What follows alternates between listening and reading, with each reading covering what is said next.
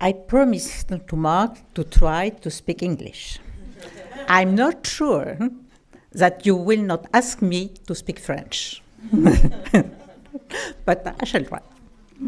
Well, with 400 million people and 13 million square kilometers, the Arab world occupies a significant position on the international stage in terms of geostrategy, economics, politics, and culture. Throughout history, it has left major technical, scientific, and cultural contribution in the world civilization.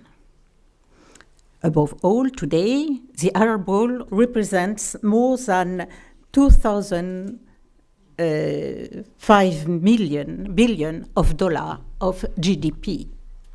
So the whole world is concerned by the present and the future of the Arab world. Oil and gas are an undeniable economic asset, mainly for big producer countries like Saudi Arabia, Libya, Sudan, Algeria, Qatar, United Arab Emirates, Kuwait, and Bahrain.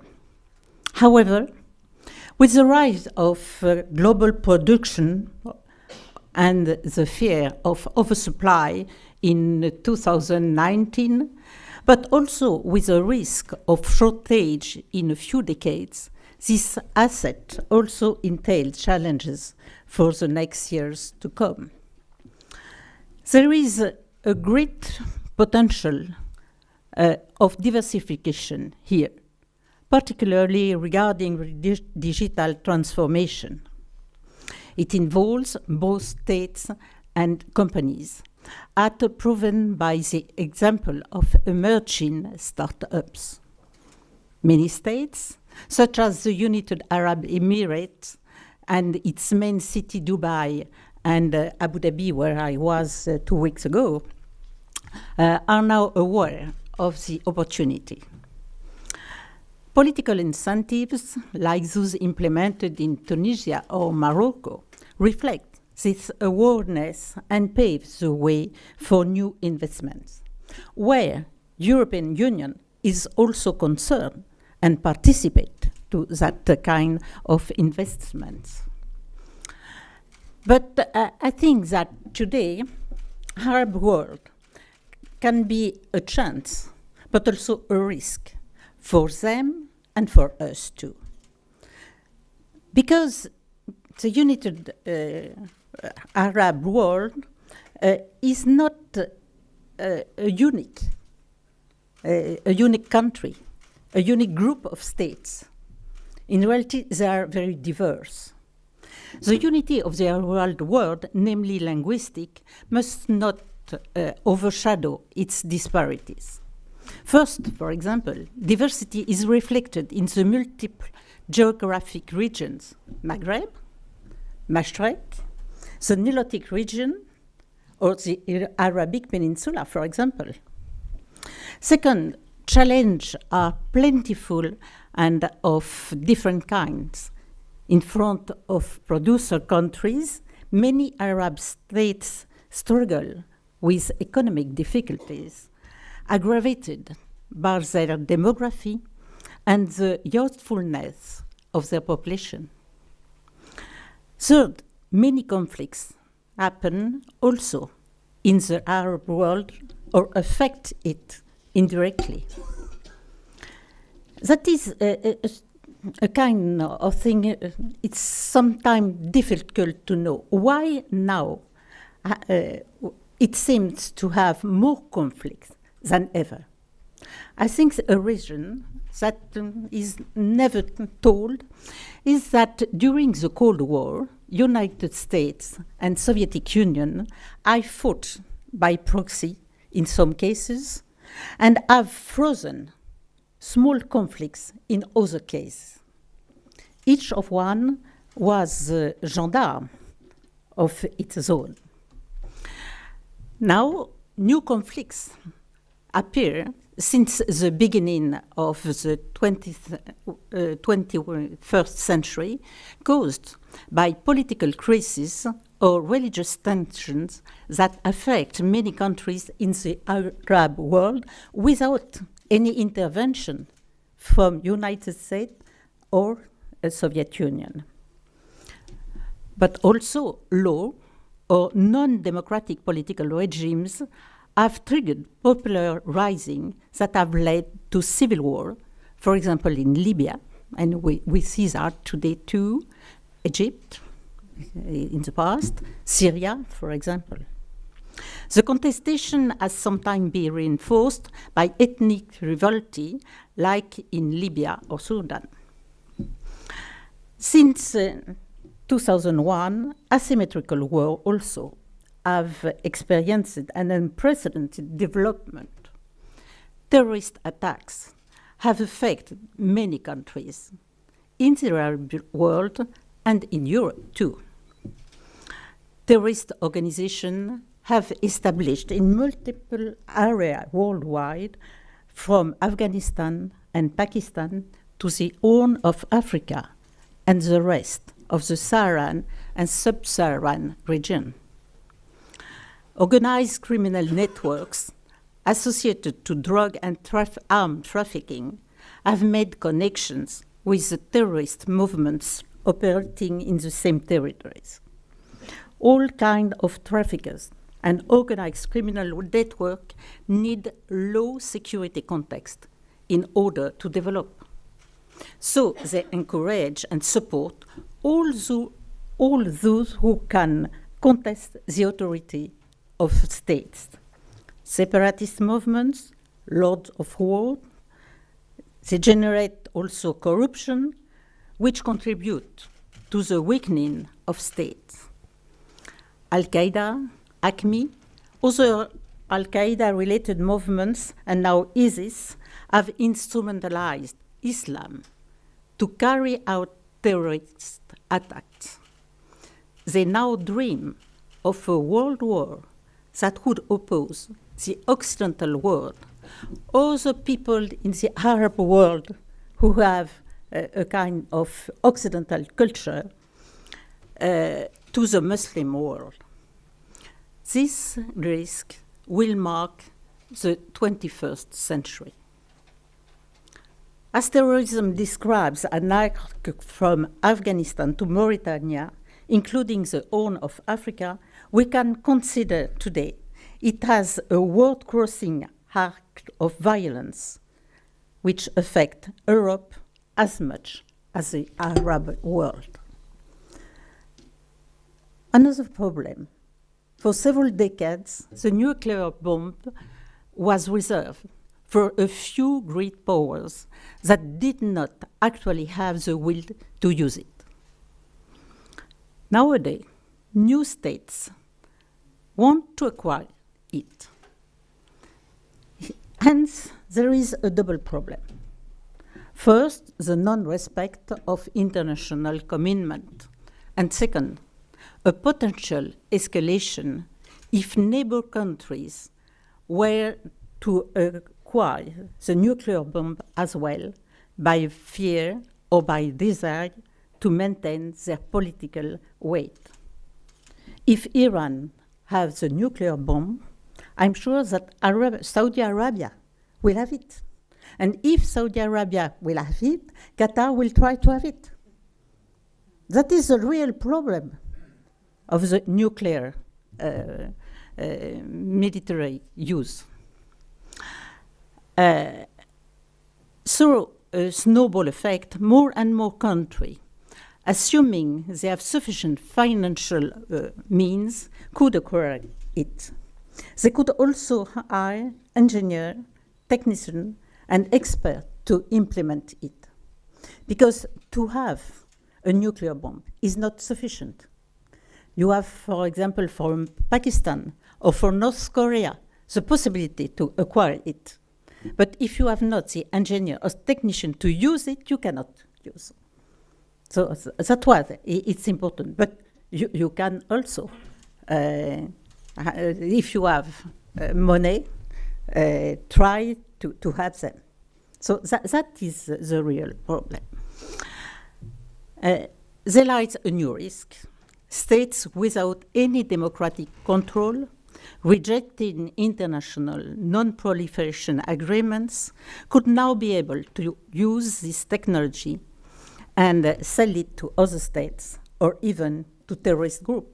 That is the problem, not of an Arab or of the Arab world, but for example, of North Korea. It's really the problem. Once again, to deter the acquisition and research, culture, proximity that guarantee our allies' protection is needed. At last, regarding the ever sophisticated technological means, computer networks are the targets and relays of cyber attack and cyber terrorism. And it's more and more important, it will be more and more important. Internet is a wonderful space of communication and expression, but it can be used for the purpose of spying or harming. Yet, it can also be used to promote knowledge and culture. It must be a source of permanent dialogue. When TV5 Monde, for example, was created, the broadcast of a French-speaking and double channel in the whole world was also a way of cultural diplomacy to share a message of peace in the Arab world. So, now, and that is the most important question for all of us, will the 21st century represent a new break with this situation? Probably not. Not in geostrategic terms, but certainly in the type of answer provided. The stakes of conflict will remain. They will probably expand, and new conflicts will probably appear. That is the real view, and we have to know that. Some territorial conflicts are not still resolved, Israel-Palestine, for example, but also Syria and Yemen and so on. Traditional issues like access to natural resources, food and water remain and probably will increase. Access to energy and scarce material also constitute a strategic stake, and especially in the Arab world. The exponential growth of world population, the rarefaction of arable land, the desertification of certain geographic areas will exacerbate these tensions. Economic and technological developments in emerging countries have created new needs and new opportunities for financial or military confrontation. Oil, gas, uranium, for example, are more important issues than ever with the announcement of a shortage, if not the complete loss of certain raw materials. The place of productions are not the only issue. You have to know also that terrestrial or maritime roads also represent targets for those who want to appropriate the primary material. And they are also causes of conflict and cause of tensions.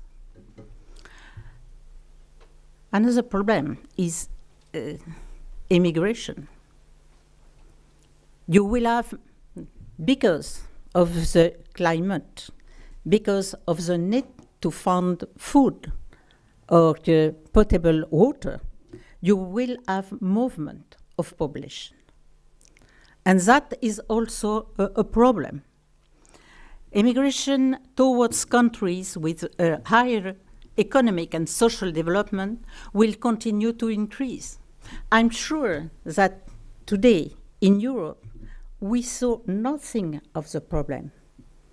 We saw only a very small part of the problem with all the crisis we had on the migration. But I say to the member of different Arab countries that they will have the same problem because they are rich, because they are peaceful. So the people who are in a country where they cannot eat, they cannot drink, they cannot live, will automatically try to go to the other country. So we are all concerned. And I try to explain to the whole, especially all the country of the Arabic Peninsula, that they are, for Africa, in the first place. So they have to help us, to help Europe too, to develop country in the African continent. We need to try to work all together. Opportunities in the total. If you see the risks, but also the opportunities, you can see that opportunities are great. But to make them happen, a stable world is needed. Yet, the risk-threatening world balance are major. As the president of the delegation for relations with the Arabic Peninsula at the European Parliament, I'm well aware of these challenges and know how problematic they can be for world stability.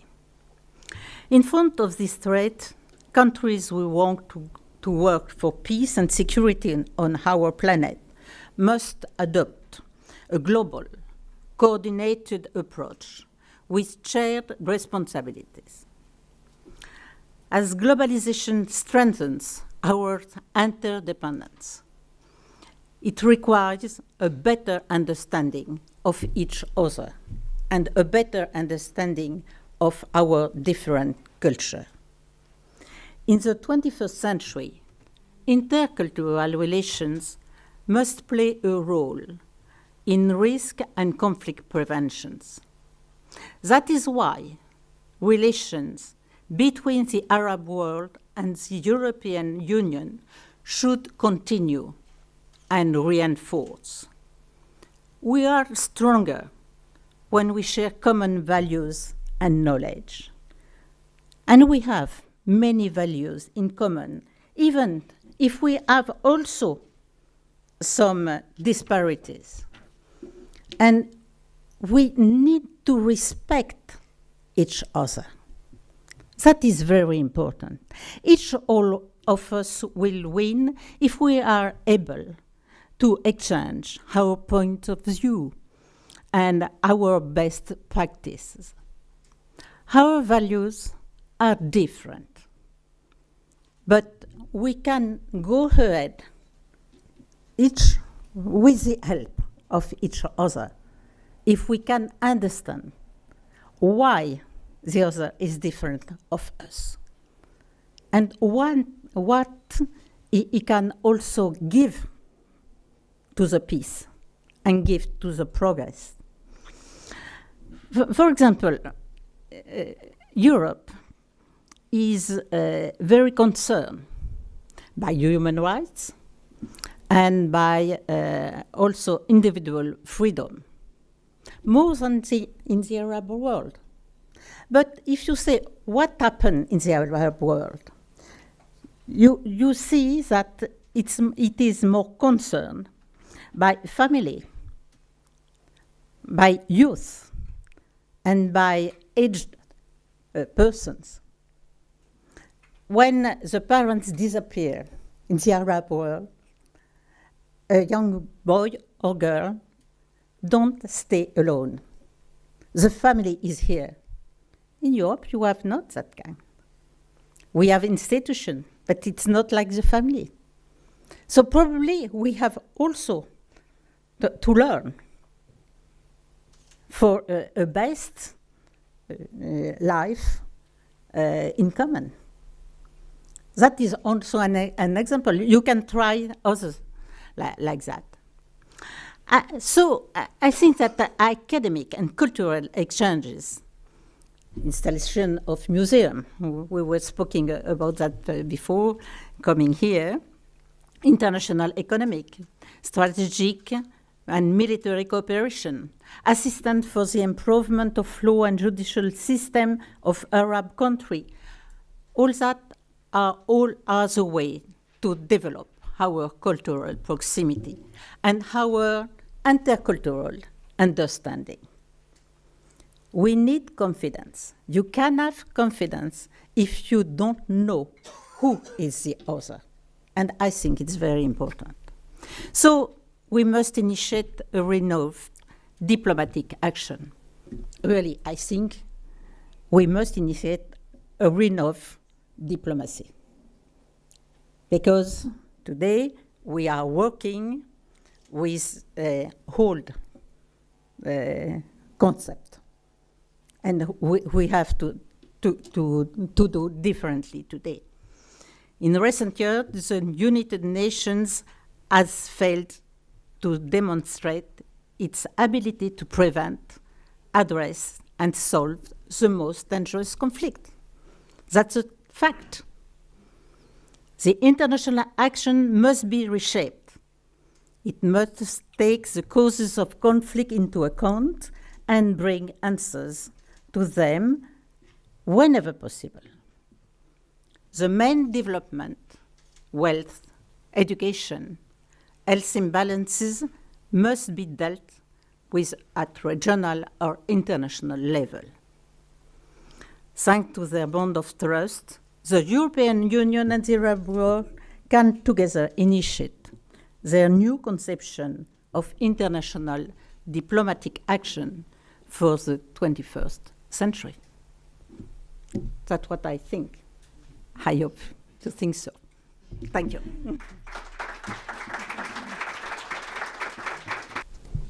Yeah.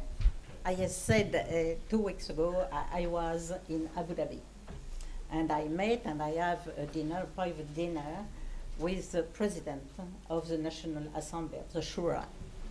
And we have a discussion during 2 hours to how can we work to help to a better comprehension and to peace.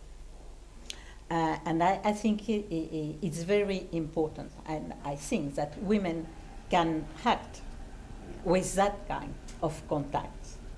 Because sometimes we can speak about problem, about conflict between us more easily if we are speaking woman to woman.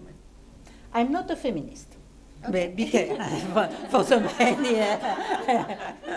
but I constated that. And I think it's easier for me. Yes. It's easier for you than it is for them. But all the things are changing, and very quickly, more quickly than it did in Europe. Because remember, probably we need 100 years to be where we are. And I was the first female in defense minister, and I was the first also as a president of the Gaullist party, and as the president of an important party in France. And I was the first as Minister of Interior, and I was the first as Minister of Foreign Affairs. Wow. And our democracy is 200 years old. And now I remember first time I came to the Emirate or to Saudi Arabia as a Minister of Defense, there was no woman in the government. Now there are 5, 6. They are president of the most important factories. One in Saudi Arabia is now the head of a bank, a very important bank. So in 10, 15 years, they are taking a place more and more important in each country. So I think it's important. We have to say that also because many people don't know what is happening today in the Arab world. And I think when we know what is going, we have to tell also. And I think probably that it will be easier with more women because men have the problem of testosterone, so they are a bit more fighters than we are, maybe. Sorry, men. Thank you so much. You, the Paris. Well, first off, thank you for being here. I'm Frank. I'm from the United States. My question is, how has French foreign policy towards the Middle East and the Arab world in particular changed since you've been in politics?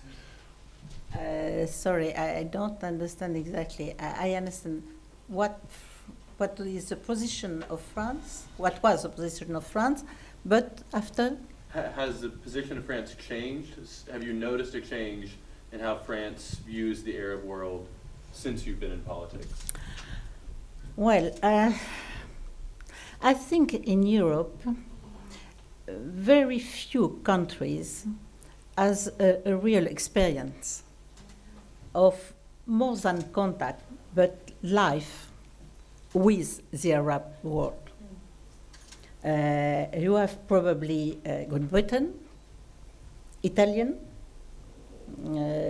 with Libya, and France. So I think we are making the position with the three countries. So has the position changed? Certainly, because it's not only a problem of government, it's also a problem of administration. Because day by day, the decisions are made and are acted by the administration. And the administration is probably more conservative than the government. And I think that is important. I can say to you that they didn't saw what was happening in 2011. None of them, even in United States. But United States said that some years after. In Europe, no administration can say that because it's not their culture. But I think today we try, for example, in the European Parliament, to explain what is changing and why we have also to help and to drive a common development in certain cases. And I think that now they can understand. There is a risk that that European, especially European Parliament, has a position which consists to impose our values to the Arab world. And I think that Arab world has to create its own values to do that. We are not in a colonialist period. So be careful to export our attitudes, our views in a different world, which has its own history, its own culture. He has to change, certainly. But we have to change too. That's why I tried to explain some minutes ago when I say we have also to consider what they are doing better than we do. And that is the basis of a real equilibrium in the exchanges between the countries. Hi, my name is Kalila. I'm also from the United States. and thanks for taking the time to answer our questions. I was wondering if you could share your opinion on the Brexit deal that was reached yesterday, and whether you could speak on if you think that Brexit and the surrounding Islamophobia that has come along with it in many cases has influenced at all Western Europe and France specifically's relationship with the Arab world. Well, it's not an easy question, but I think it's very interesting. So, Brexit, I think, is a good and a bad thing. First, bad. But why? Because I do think that in the new world, the country or the group of countries we can really act and be influent must have more than 500 billion people. It's China, India, North America. It will be maybe one day Africa. All that have 1 billion of inhabitants. And I think if Europe is a small Europe, she will not have the weight to really influence the decision, economical, but also political. And that is probably the most important. So it's a bad thing because Great Britain is important economically, politically too. And I think it should be better that it stays. But it can be also a good thing because since the very beginning, Great Britain has, I don't know, maybe it's a French expression, has a fit in Europe and a fit in United States, a fit outside. And I think probably it's a part of some difficulties that Europe have to really create a unity of the countries. You can have a unity when you have to give a check to another country. If the country, the important country, is not in the Eurozone, for example. That is really a problem. So I think we shall see what happens. It's difficult. I think that the English people didn't think that it would be so difficult. And now you say, I don't know what will happen. I'm a close friend of Michel Barnier, and himself, he hoped to have a good Brexit, as they said. But you see, today, it's very difficult. So the reason of the Brexit, I think it's a part of a problem of migration, but not only. I think there is a part also of the specific thing, or more exactly, the fact that the English think they are specific in Europe. And I think it's a real part of the problem. Secondly, you had also fake news not only from the newspaper, but also for the political men. In each country, when something is wrong, it's always the fault of Europe, even if it is not, even if it is a national cause. But if something is well, it's their national responsibility. So I think that during 20 years, you have that kind of learning from the population. So when one or two, you can read their name in the newspaper, said, all will be better without Europe, a part of population, and generally it's a population who has less information, It's always very difficult. You find it? A women bag is always very curious. We always have way too many things. So I think that effectively the migration was a pretext in a short period. But it was the period where the referendum was going, so that's why. Thank you. But each event is more complex generally than only one explanation. Thank you so much for all your answers and your time. Guess I'll just ask the first question. Okay, first of all, thank you so much for being here with us here at the Institute. My name is Jens and I'm from Germany. And with ever-increasing migration into France in particular, in your opinion, how can cultural diplomacy support the process of integration without disregarding French culture and the culture of newcomers? Mm-hmm. So it's not easy. I think that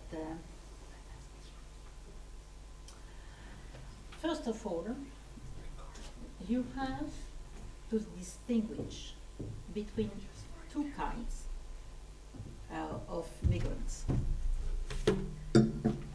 One, for example, are those who are coming from Syria or from a country where there is war. And they are what we call political migrants, if you want. And generally, those I spoke with said that they want to go back in their country as soon as possible when wars stop and when they can securely go back. So for that kind of people, I think there is not really a problem of integration because they want to stay only during a few years. The other kind are more economical migrants, and they want to stay during a long period in France or in Europe, and generally for economical reasons, but not only. They can have also a research of more freedom and more comfortable organization. And that is where the problem appears. Because there are people who want to stay. And if you stay more than 10 years, there is a problem of culture. And if you see what is happening just now in France, or I suppose too in Dutchland, there is a problem of two different cultures, and especially for women, because generally men are working, and they are more easily integrated in the city. But women often don't speak the language and are really considered by their husband as maintaining the culture and civilization of the country from there.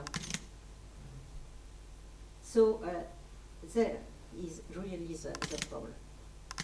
Some associations try to help the women because they are also an important vectors of civilization for their own family and for the young people. And it's important because you have not only the problem of the migrants, but the problem of the second generation. And the problem of the second generation is more important. And now we have the third generation. With all the problem of the economical problems, problem of work, the problem of school, and the real problem of integration. Because there are young people with two cultures, and they are not, they feel not integrated in our European culture, but not in their own original culture.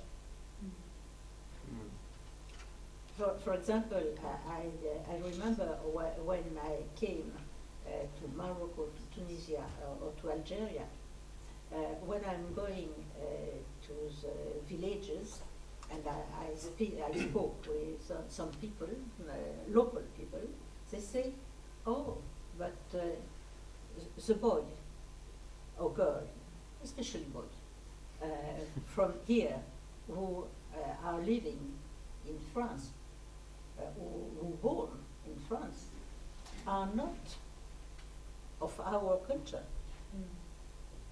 And we don't accept all they have from your culture in our village.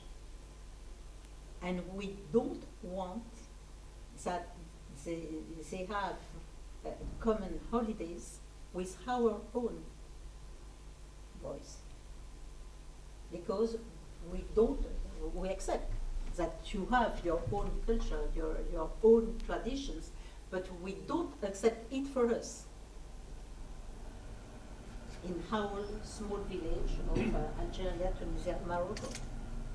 So imagine the problem of that children of the second or third generation.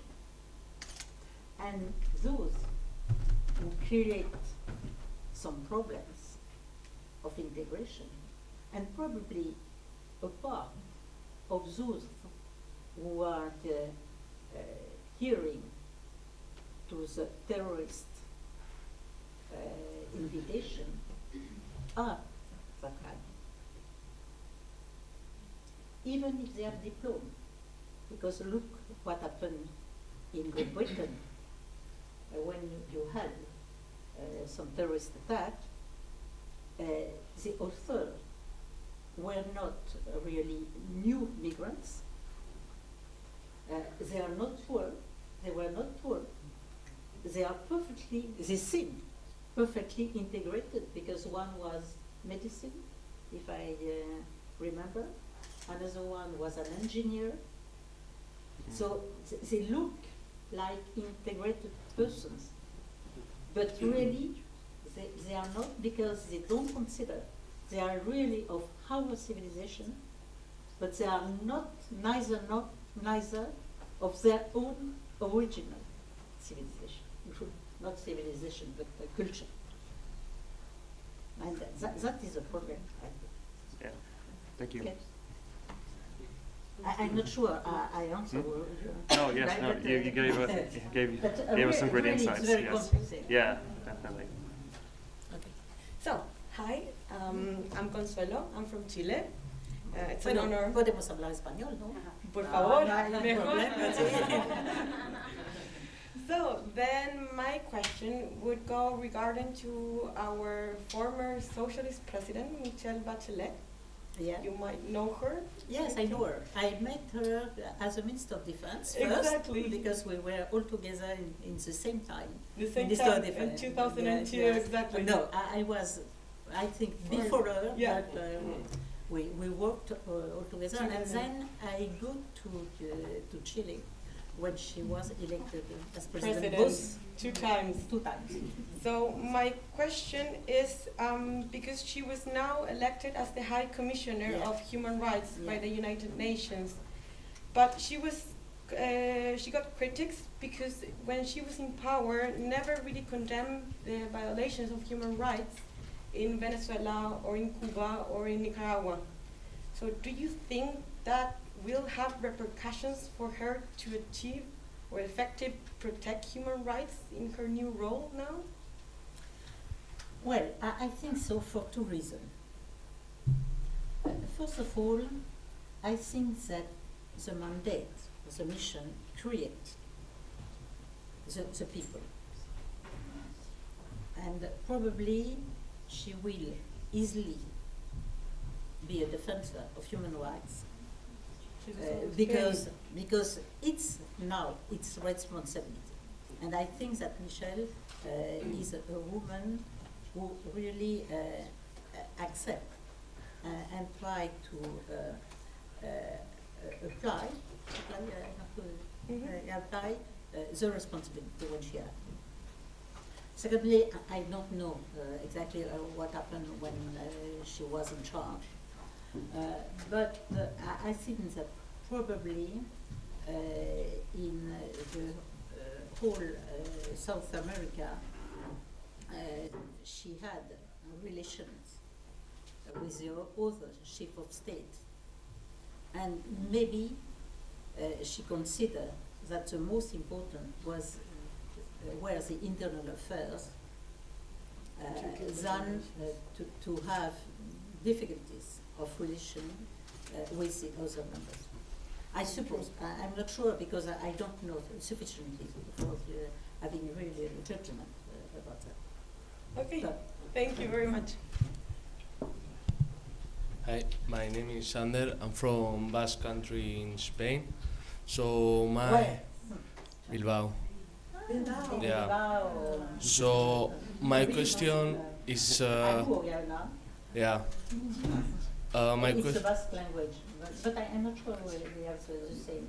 Yeah. In the north and in the south. Yeah. Because I was mayor of Saint-Jean-de-Luz, so Mm. I think. Okay. Yeah, so my question is in regards of the language status in France. I think that France didn't sign the European Charter for Regional or Minority Language, so that's why sometimes minority language speakers couldn't find any kind of difficulties in France.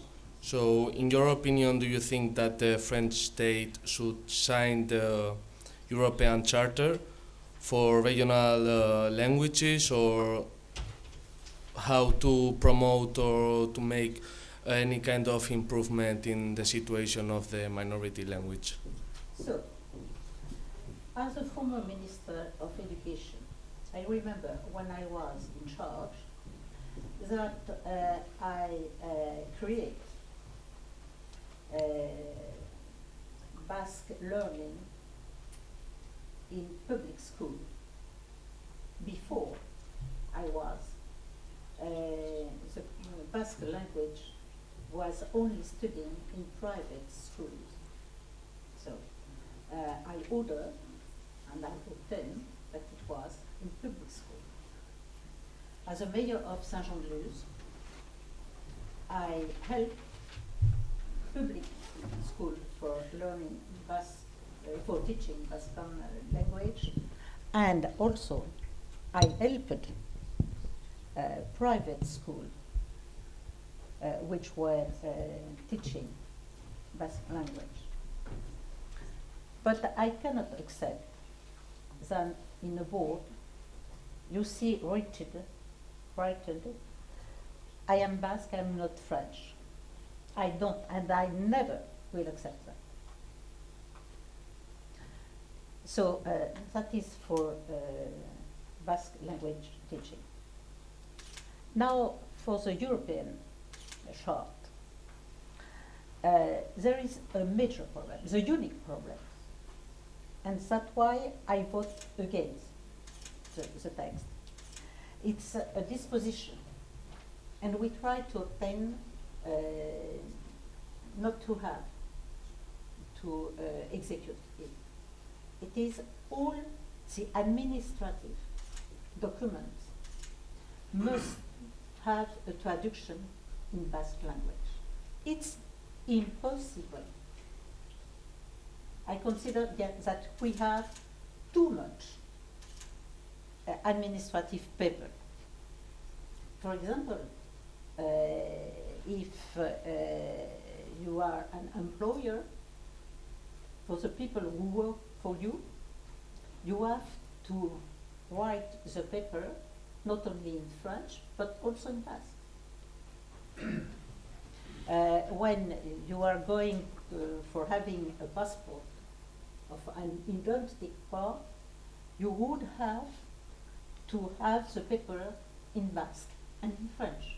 And you have to have each member of the French administration who can be able to understand something written in Basque. In Basque, or of course, on Breton, because in France we have many. So that is a real problem. The other part, to have newspaper, we have newspaper. To have radio, we have radio. In the TV, we have Basque émission. Broadcasting. Broadcasting. You have school, we have school, private and public school. We have in the road, the name of the road, in French and Basque. Each street, in Saint-Jean-de-Luz, but in Biarritz, in Bayonne, and so on, are in Basque and in French. The unique problem is the problem of administrative papers. That's a part. Thank you. We have another 3 participants, if that's okay. I would like to ask you some questions. Yes. Okay. Do you want to Your Excellency, thank you very much again for attending and joining us on our conference and having us the time, also giving us the time to listen to our questions and give us this generous time to answer as well. You mentioned different points that I think they are connecting a lot in my question. You mentioned the need for new diplomacy. Mm-hmm. You mentioned the importance of cultural knowledge Mm-hmm. in dealing with things.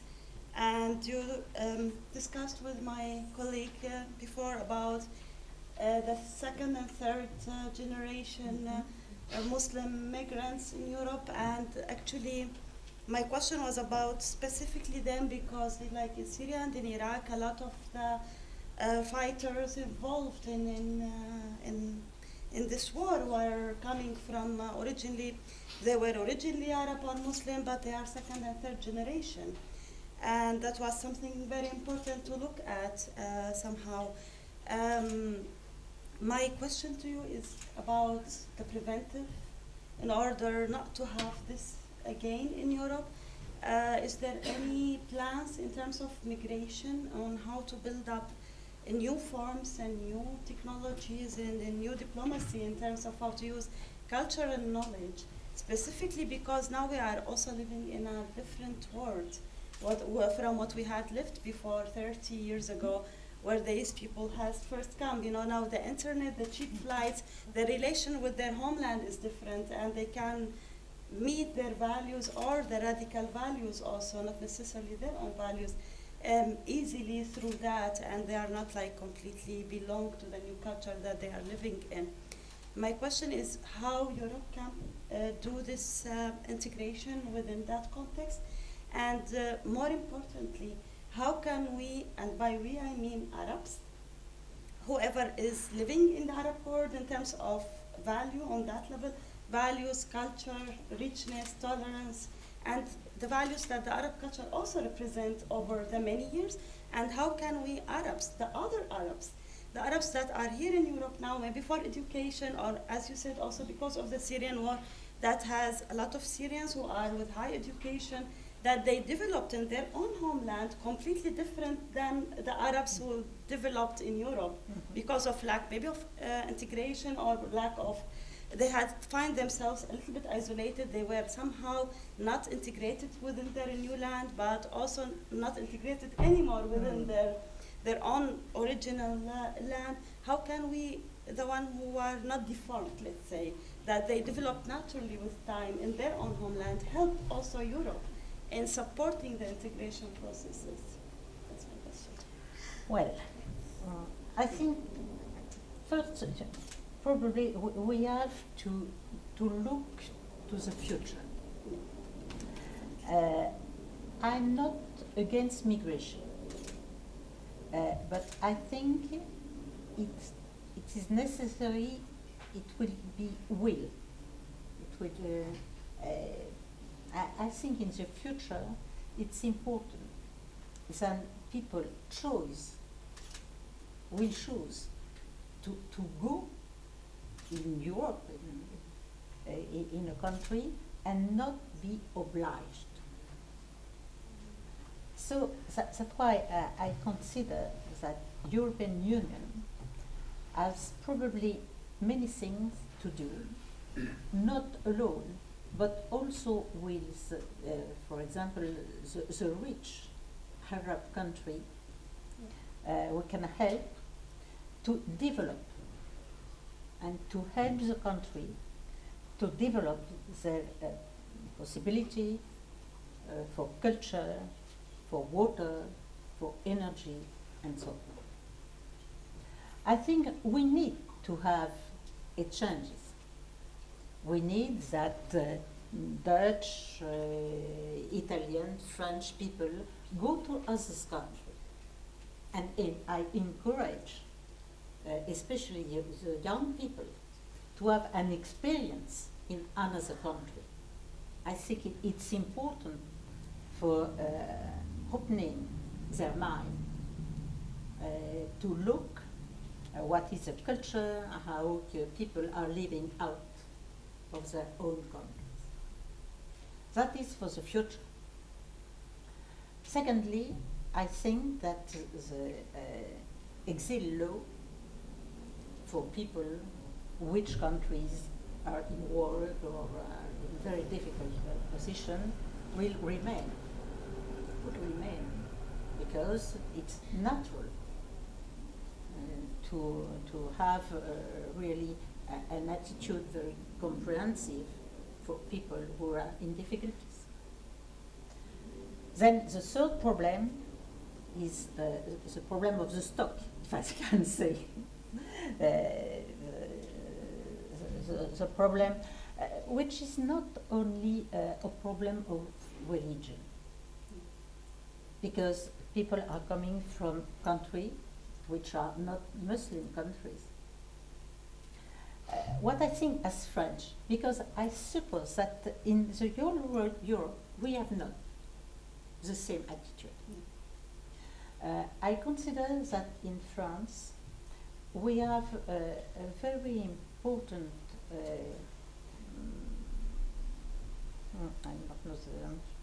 a very important idea since the French Revolution. That is the laicity. I know that in some countries it's not understood. There is no word, I think, in some countries to say what is laicity. Yeah. But I think that laicity is not the attitude against each religion. I think it's more tolerance, but tolerance in private life. In a church or temple or mosque, and in the family, the private thing. But I think it's very important to have no division, no religious division in the functioning of the state. So I think that really it's important to have that kind of tolerance. You don't consider a person because of her or his religion. So that is the first. Secondly, we have a real problem with some people who has an extremist conception of religion. Islam, not only. And I think the best people to do something is the own leader of the religion. Not me for Islam. I don't know. I'm not credible for that. But maybe the king of Saudi Arabia, the Grand Rector de Paris, are the people who can speak, because they have a real legitimacy to do that, not me. That's why when I'm going to the different countries, I say, please, they made more than us inside, in their own country. And I say, please, talk to the people which are of your religion. You can do, I cannot. But it's the same for the Jewish, for, I can speak for Catholic, because there are some extremists too. I can do that for them, but not for the others. Nadine, it's yours. You have a question? Oh, are we with time? Thank you. Joseph from California. I've updated my question, Honorable Alliot-Marie, from the question I heard from my colleague from Colombia, Vanessa. And it's regarding women's equality. Women's equality for women. What is your definition of feminism, and why did you say you are not one? For me, feminism is like extremism. I am a woman. I'm proud to be. When I was in charge, I tried to do my best, not as a woman, but as a people, to whom the president was confident and give me the mission. But I think that to go without any top in the street or to be very aggressive, it's not the solution. I think probably, I think I did the most I could when I was, for the first time, in charge of defense. I remember first time I went to Saudi Arabia. People from the French embassy say, naturally, you will have the abaya. I say, what? Me? Never. I cannot, as a Minister of Defense, to go ahead just in front of the troop with an abaya. They said, but maybe only something on your head. I say, me, as Minister of Defense, never. Then I had 2 days after, only a hat. When Mrs. Thatcher went to Saudi Arabia, she had a hat. And I say, I never had a hat, and I will not have. They say, a bandana. And I say, no. And I remember, first time I was in I had the presidential plane, and I was in the top, and I began to walk down. And they were, all the staff, the military staff was there. And I think some of them seemed very amused by the situation. It was the first time they saw a woman like that. Some of the men here, and generally they were not the officers. Probably if they should be able to lapider, quelqu'un sait traduire? Yes, exactly. They would have done.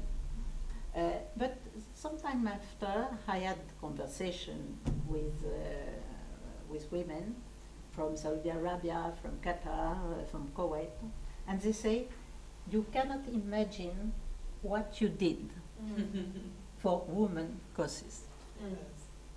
Never I said, I am a woman, I want that or this. No, I said, I am Minister of Defense. So I'm speaking of the problem that a Minister of Defense, men or women, have to speak. That is my conception of what to do. When I was in charge as president of my party, half of my staff, it was 20 years ago, was with women. Often they were the best. They were very serious. I'm not feminist, but I just constate. And I think that's sufficient. I always refused to be named Madame la Ministre. In France, because you can have a difference between men and women, and we say la. And I said, I am Madame le Ministre, because minister is neutral. It's a function. And if you say Madame, it's sufficient. I know I'm a woman. That's all. And what is important for me is to realize the mission I have. That was very important. Because if I fault, probably it should be very difficult for a new woman to become again as a Minister of Defense. Now in France, you are another one. But for example, I remember Jacques Chirac, it was in 2006, 5 or 6, I don't remember, wanted to name me as a Prime Minister. And people all around him said, you cannot, because there was, more than 10 years ago, a female Prime Minister, Mrs. Cresson. And she resigned, or she resigned, I don't remember, because she didn't realize what was attended from her as Prime Minister. So more than 10 years after, it was an argument to deny the idea that a woman could become minister. So when I was in charge as the first of defense, of interior, of foreign affairs, I have no right don't success. I couldn't don't success. Because it should have been very difficult for a new woman to become. Never you have that kind of problem with a man. Even if he don't success, another man can go. But today it's a problem.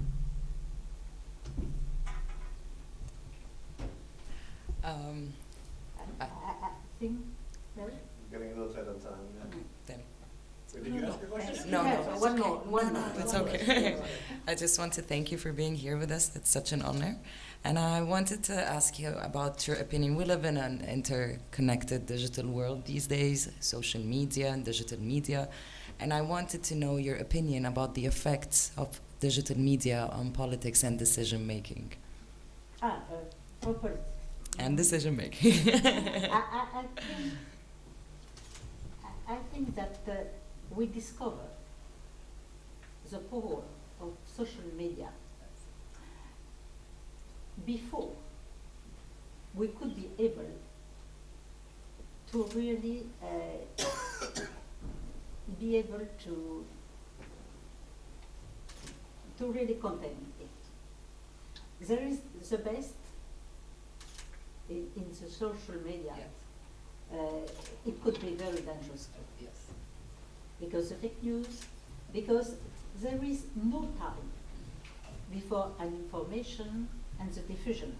Yes. There is no control. Yes. Control, is it true? Is it not? And I think really it's enormous. I think it changed probably during the 15 years, Yes. more than during 200 years. Yes. And today it's difficult for a political man or woman to really be independent. You have no time, or you have never a time for you. Now you can have a private dinner, and somebody will take that, have a photo, can change it. No privacy. There is no privacy. Yes. And there is no privacy, there is no reflection about what is happening. So that's really a problem. But I remember it was 10 years, 15 years ago, when I went to United States to the FBI and CIA. I said there is a problem because on internet, for example, you can have a sit with a call to jihad, and another when you can learn how to make a bomb. Yes. Isn't it any problem there? I think it's necessary to stop that. And they say it's impossible because it's freedom. Now it's not. I think it is beginning to change. Yes. And to have a better view on what can be used and what can must be rejected. Yes. I think. Thank you. On that note, let's express our sincere gratitude to